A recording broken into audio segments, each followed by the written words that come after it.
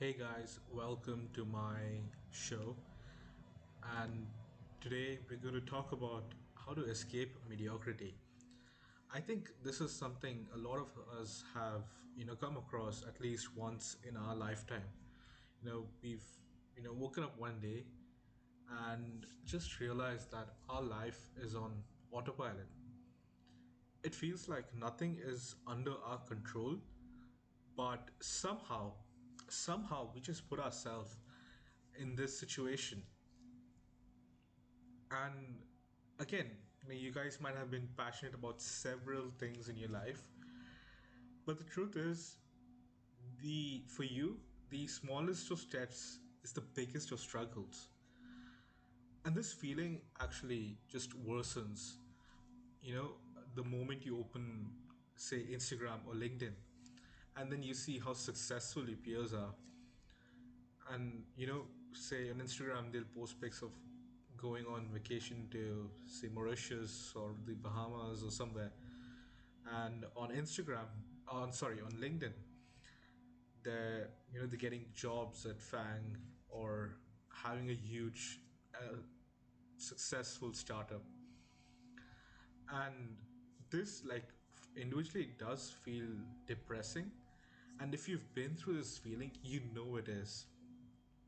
Okay, but the truth is there are a few things that people don't want the world to know. And in this case, like, well, you are the world, they don't want you to know.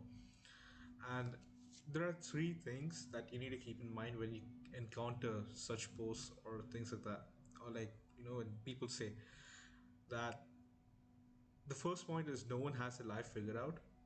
Okay, everyone is confused on what they should do and what they should be doing. Okay, the second point I think is better illustrated by Frank Underwood, and it's one of his quotes were, "After all, we are nothing more or less than what we choose to reveal of ourselves."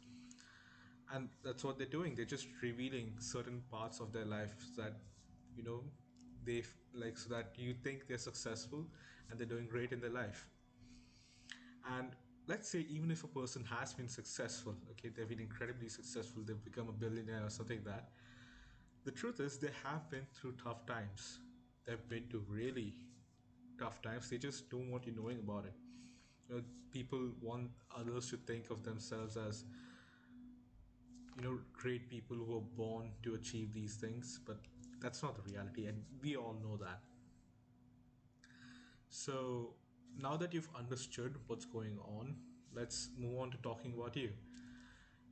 Even after listening to all this, I'm pretty sure you still feel a bit mediocre, and you want to improve yourself, so that the impression that you have about yourself that you haven't achieved much, you just want to get rid of it for once and for all. So let's go on with that. Let's start discussing about it.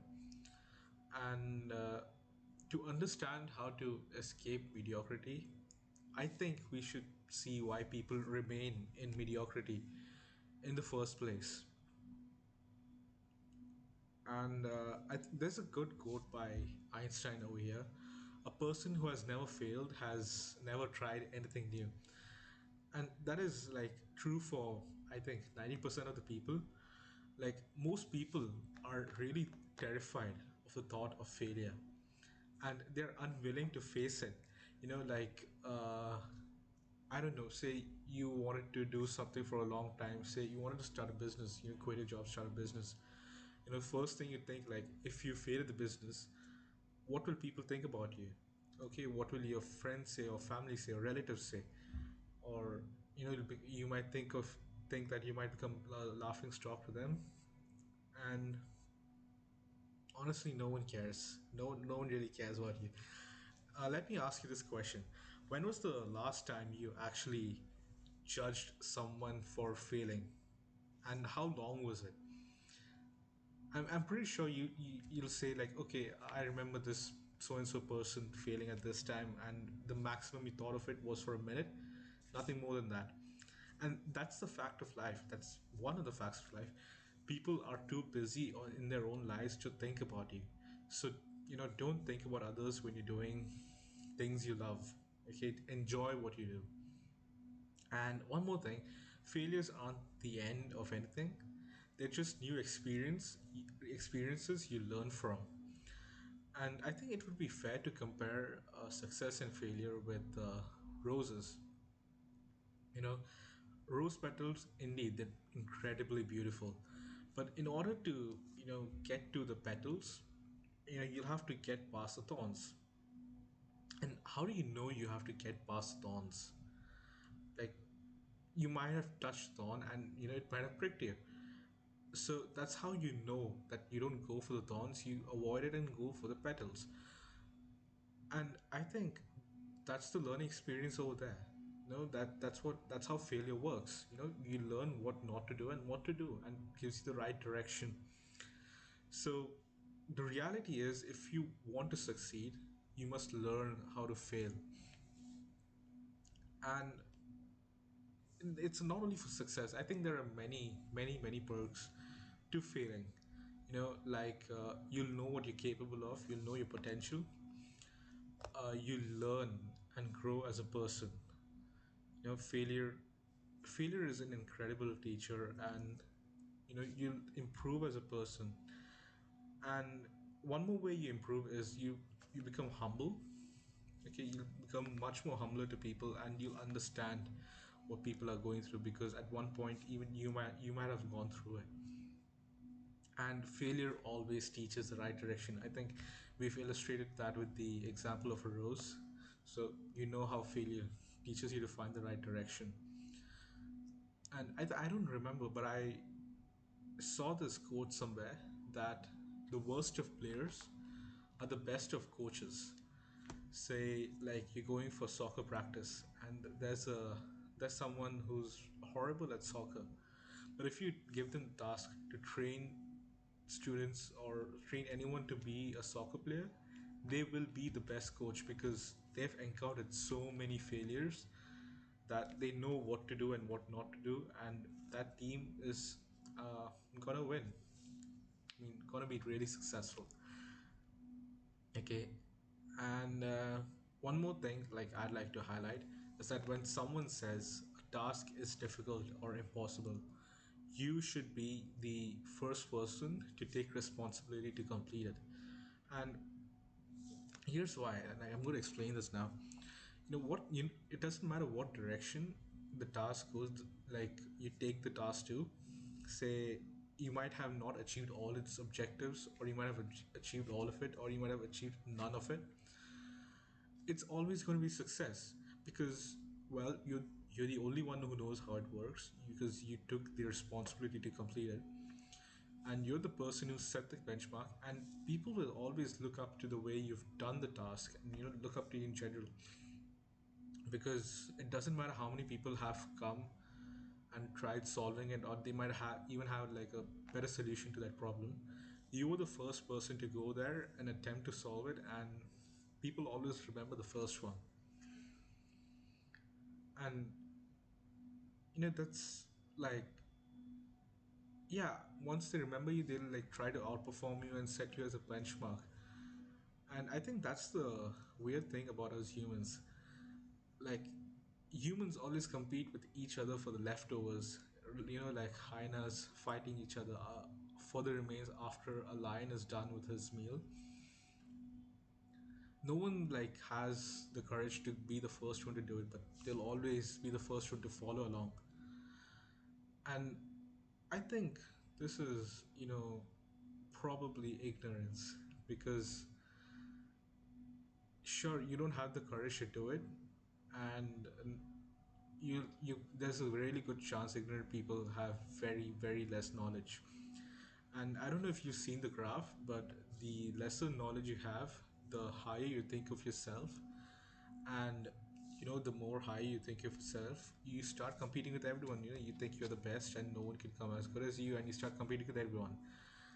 And I think the best way to describe the results is this quote. I oh my, I don't remember where I heard this. It's an amazing quote. Play stupid games, win stupid prizes. As simple as that. I don't think that needs any explanation. Okay, so moving on. Here's a quote from Suits. If you've seen Harvey Specter talking about what he wants in life, he says life is like this, and I like this. So, I mean, that kind of describes a winner's mindset. You know what a winner wants from life, and an interesting quote about winners is winners act like winners before they become winners. And you might think about this, okay, like what how do I act like a winner before I already become a winner? The thing is, no one is good at anything from the moment they're born.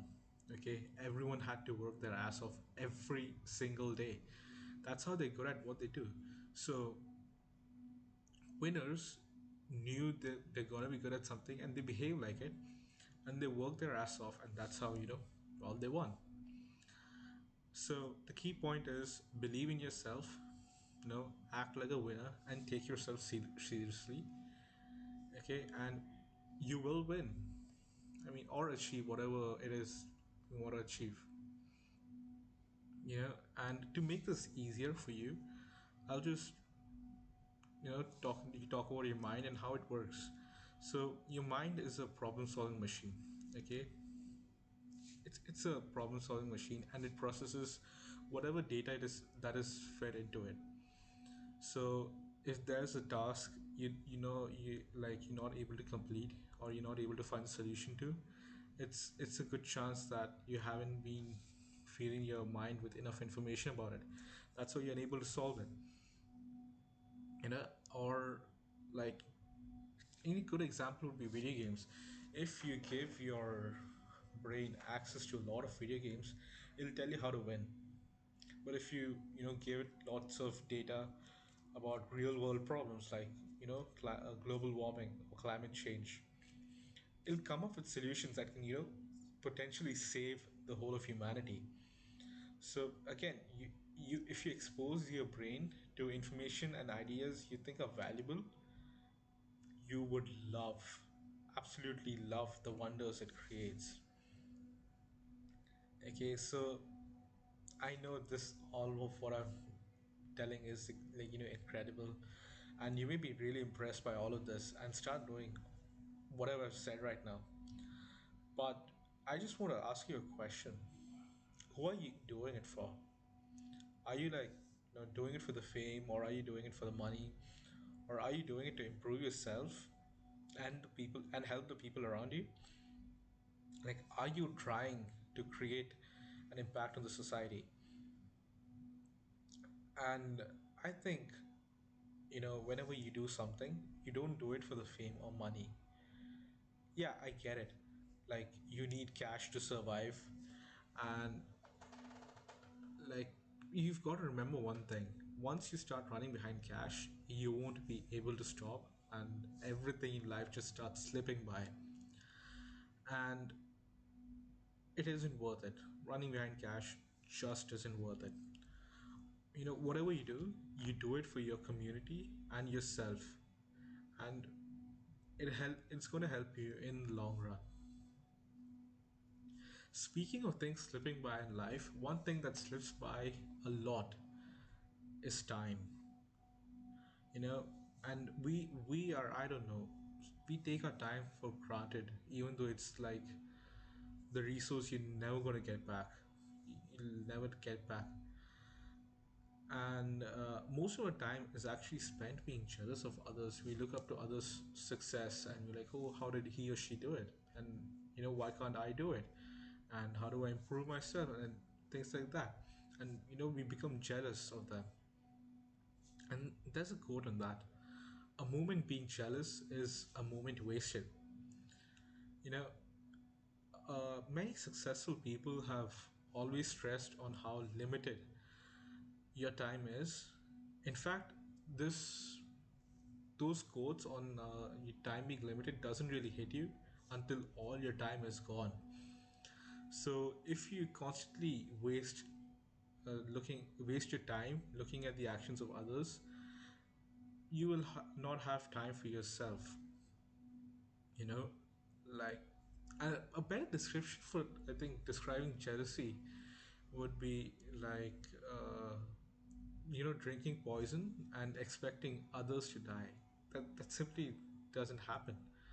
I mean, you could even compare being jealous and resentful with driving. Like driving on your lane, and you've got to focus on that lane. The moment you take your focus off your lane, even for a second, there's a really high probability that you're going to crash. So instead of looking at others' successes and being jealous of them, you could better utilize the time working on yourself. These are the ways I think one can escape mediocrity. If you guys have any thoughts, you can let me know in the comment section, or you can email me. And I'd like to end this episode with the quote by Karl Barth. Although no one can go back and make a new start, anyone can start from now and make a brand new ending. Thank you.